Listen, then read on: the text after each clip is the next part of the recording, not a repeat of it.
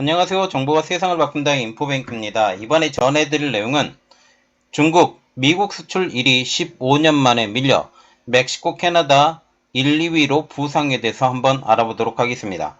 여러분의 구독, 좋아요, 그리고 필요하시면 알람 설정까지 부탁드리겠습니다.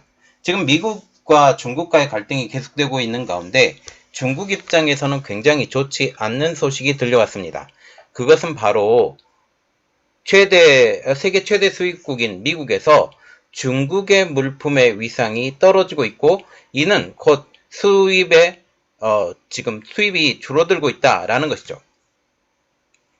그동안 미국 수입에서 중국산 물품 수입이 15년간 1위를 차지했는데 2023년 들어 1위를 차지하지 못했고 결국 3위까지 떨어져 버린 것입니다. 그 빈자리를 캐나다와 멕시코가 파고들고 있고, 또한 미국은 전략적으로 인도를 밀고 있기 때문에 향후 중국산 물품이 1위를 차지하는 것은 요원한 일이 될 것으로 보이고 있습니다. 또한 동남아시아의 물품도 상당 부분 많이 들어오고 있다라는 그런 이야기가 나오고 있죠. 특히 미국은 중국을 향해 디리스킹을 주창하며 첨단 제품에 대한 성장의 싹을 밟아버리고 있기 때문에 중국이 과거의 영광을 차지할 것은 어려울 것으로 보이고 있습니다. 이를 통해서 중국의 전자제품이 미국에 들어올 가능성이 점점 더 줄어들고 있는 상황이죠. 이는 중국 기업들이 탈중을 하는, 그리고 글로벌 기업들이 탈중을 하는 원인이 되고 있기도 합니다. 자, 그래서 이번에 시작할 내용은 중국, 미국 수출 1위 15년 만에 밀려 멕시코, 캐나다 1, 2위로 부상입니다. 니케이는 14일 올해 1월과 5월간 미국의 중국 수입액이 25%나 감소해 멕시코와 캐나다의 수입액에 미치지 못했다 보도했습니다. 전세 경제의 40%를 차지하고 있는 미국과 중국 간의 갈등은 이제 국제무역의 구조를 바꾸고 있다라는 이야기가 나오고 있죠.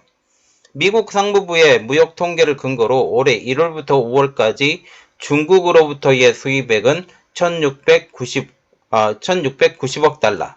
이는 미국 전체 수입에서 13.4%를 차지하는 것입니다. 이 같은 통계는 작년 같은 기간 대비 3.3%포인트 하락한 수치로 19년 만에 최저치를 기록한 것입니다. 일용품과 전기용품 등 폭넓은 품목에서 중국 제품의 수입이 감소한 것이죠. 그리고 반도체 수입액도 반토막이 났습니다. 이 틈에 파고든 것은 멕시코와 캐나다. 멕시코로부터 수입액은 사상 최고인 1950억 달러이고 캐나다도 1760억 달러로 두 나라 모두 중국의 수출액을 넘어섰습니다. 또한 중국을 대체해 대미 수출을 늘리고 있는 것은 바로 아세안, 즉 동남아시아 국가들입니다. 아세안은 1월부터 5월까지 대미 수출액은 사상 두 번째인 1240억 달러를 기록했으며 점유율은 10년 전과 비교해 2배 이상 높아졌습니다. 자, 그래서 먼저 알아볼 내용은 하락하는 미국의 대중 수출입니다. 미국의 대중 수출, 그래서 미국이 중국으로 수출하는 것을 말을 하는데 미국의 대중 수출은 하락하고 있습니다. 즉 수출에서 중국에서 의존하는 비율이 낮아지고 있다는 것을 의미하는 것이죠. 미국의 대중 수출액은 1월부터 5월까지 620억 달러로 지난해와 같은 수준이었습니다. 캐나다와 미국에 이은 3위였지만 점유율은 7.5%로 양국의 절반 수준이었다는 거죠. 그래서 미국에서 수출하는 가장 많은 수출을 받아주는 나라가 바로 캐나다와 멕시코라는 사실이죠. 현재로는 민간 항공기 등의 수출이 둔화하고 있으며 9% 미만이었던 2020년을 정점으로 점유율은 지속적으로 하락 추세를 보이고 있습니다. 여기에 반도체 장비 및 소재의 수출도 지난 10월 영향을 미쳐서 지금 줄어들고 있는 상황이죠. 미국의 대중 수출 하락은 오히려 중국에 때릴 거리를 주는 것입니다. 우리가 수출을 많이 하지 않은데 중국 너희들 때려봤자 우리는 손해볼 것이 별로 없다라고 생각을 하는 것이죠. 그래서 중국도 지금 현재 미국에 대해서 아무 말도 못하고 두들겨 맞는 이유가 어떤 미국에서 수출할 수 있는 어떤 것을 막아낼 도리가 없기 때문이죠. 결국 별로 수입을 할 수 있는 것들이 지금 반도체 지금 수입 금지를 시켰는데 마이크론에 그것을 빼놓고는 지금 별로 볼 것이 없었다라는 것을 의미하는 것입니다. 자, 그리고 두 번째로 보는 것은 미국의 수출 1위 권좌에서 내려온 중국입니다. 여기에 트럼프 대통령이 필요한 것이죠. 중국은 2009년 캐나다를 누르고 대미 수출에서 1위 자리에 올랐습니다. 그 전해인 2008년 벌어진 리먼 브라더스 쇼크는 중국 제조업의 경쟁력을 약화시켰는데요. 이 때문에 저렴한 가격을 무기로 중국은 국제 무역에서 지위를 높여왔습니다. 이전에는 가격을 그렇게 생각을 이전보다는 하지 않았어요. 그런데 2008년 리먼 브라더스 쇼크가 오면서 모든 사람들이 돈이 부족한 상황.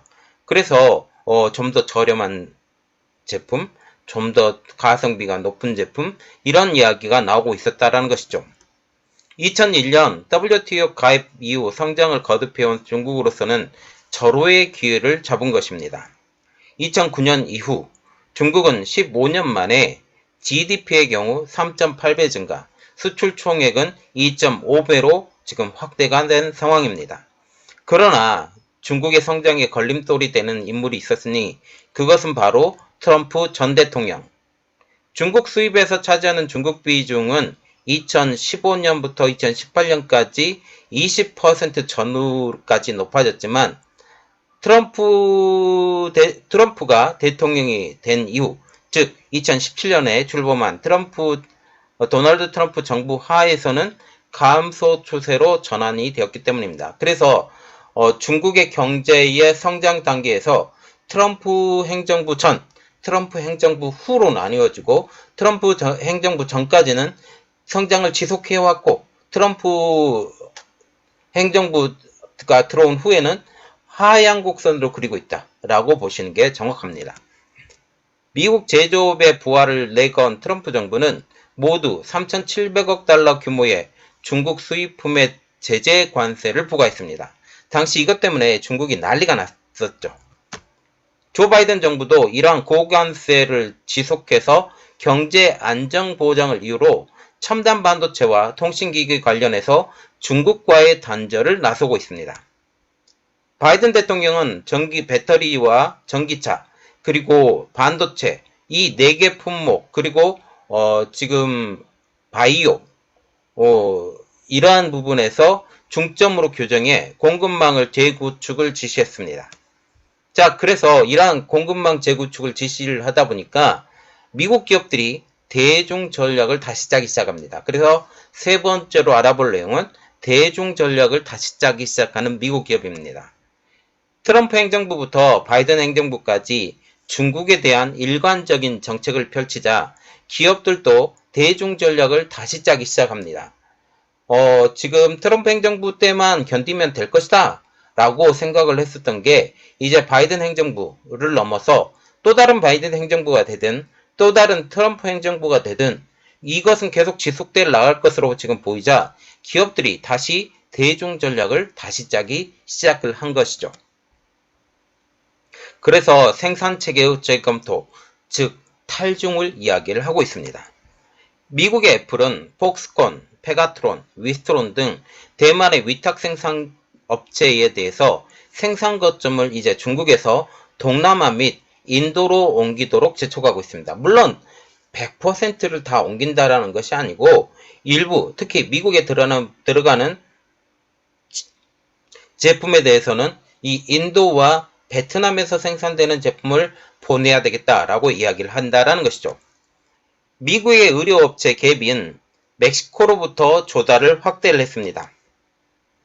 물론 이러한 기업의 탈중은 미국으로도 고통을 가져오고 있어요. 그것은 바로 소비자 물가의 상승.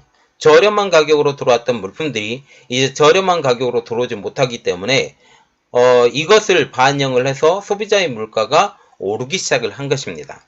하지만 중국 리스크의 감소는 미국 연방의회에서도 초당파, 그래서 민주당과 공화당이 모두가 지지해 우방국에서 공급을 완결하는 프렌드 쇼링 움직임을 가속화시키고 있습니다. 현재 디리스킹으로 지금 디커플링에서 디리스킹으로 이 완화를 한다 할지라도 전체적인 측면으로 볼 때 디커플링은 계속 지속되고 있고 물론 디리스킹으로 이야기를 하고 있지만 이 때문에 지금 리쇼링, 프렌드 쇼링 이런 이야기가 나오고 있다는 거죠. 특별히 프렌드 쇼링의 움직임이 계속 가속화되고 있습니다. 미국의 통상대표부의 캐서린 타이 대표는 저가인 상품이 흘러들어와 우리 경제를 나약하게 만들어 왔다라고 말하고 있습니다. 그래서 외부에서 들어오는 물품 자체가 비싸지면 비싸질수록 미국의 경제, 특히 미국의 공장 경제가 살아나는 것을 우리가 알 수가 있게 되는 거죠. 즉, 거액의 정부 보조금에 지탱된 중국 제품이 미국의 제조업을 쇠퇴시켰다라는 것입니다. 그래서 지금 중국도 움직이고 있는데요. 이 이야기를 조금 해보도록 하겠습니다. 지금 미국의 이러한 디커플링, 디쇼링, 디커플링, 그리고 디리스킹, 리쇼링, 프렌드 쇼링 이러한 미국의 정책에 따라 중국도 움직이고 있습니다. 중국의 경우 수출의 아세안의 전환을 강화하고 있죠. 그래서 수출과 같은 경우는 미국을 중심으로 하는 것이 아니라 아세안 국가인 베트남, 라오스, 캄보디아, 그리고 인도네시아, 그리고 인도 이러한 지역, 태국 이러한 지역으로 수출을 강화하고 있다라는 그런 이야기죠. 중국 측의 무역 통계에 따르면 1월부터 6월까지 수출액은 대미가 지난해 동기 대비 17% 감소한 반면에 대아시아는 2% 증가한 최대 수출처로 부상한 것입니다. 이는 원재료를 중국에서 만들고 이를 동남아로 이동시켜 가공해 미국 등으로 출하하는 우회 수출이 늘어나고 있다는 것을 의미하는 것이죠. 그리고 지금 동남아로의 수출도 더욱더 늘어난 것을 알 수가 있습니다. 자, 그럼에도 불구하고 결국은 경제적 타격을 받게 되는 중국입니다.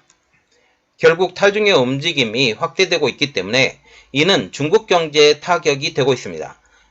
중국에서 완제품을 만들어서 수출하는 것과 반제품을 만들어서 수출하고 이것을 다시 가공해서 수출하는 것 어떤 게 더 이득이 많냐면 당연히 중국 내에서 완제품으로 다 만들어서 수출하는 게 중국에게 더 큰 이득이 됩니다. 그런데 탈중의 움직임이 있기 때문에 이는 중국 경제에 타격이 될 수밖에 없다라는 이야기죠. 이는 중국 경제의 한 축인 수출이 침체되고 있는 것이기 때문입니다. 결국 중국은 생산성을 향상시켜 제품의 질을 높이는 동시에 가격을 더욱 낮춰야 하고 이와 동시에 내수도 강화해야 되기 때문에 이는 굉장히 어려운 사실이라는 사실이죠. 탈중은 이전 중국을 생산 거점으로 시장에 수출하는 기업 전략에도 전환점이 도래하고 있습니다. 결국 중국은 이제 생산 거점으로서의 이미지는 많이 사라지게 된다라는 것이죠. 미국은 현재 중국과 가장 감정의 골이 깊은 인도를 차세대 중국으로 성장시키려 하고 있습니다. 지금 현재 가장 각광받고 있는 나라 그것은 바로 인도라는 사실이죠. 자, 지금 보시면 15년 만에 미국이 수입하는 국가에서 중국의 비율이 가장 높지 않다. 1등이었던 중국이 이제 3위로 떨어졌다라는 그런 이야기입니다.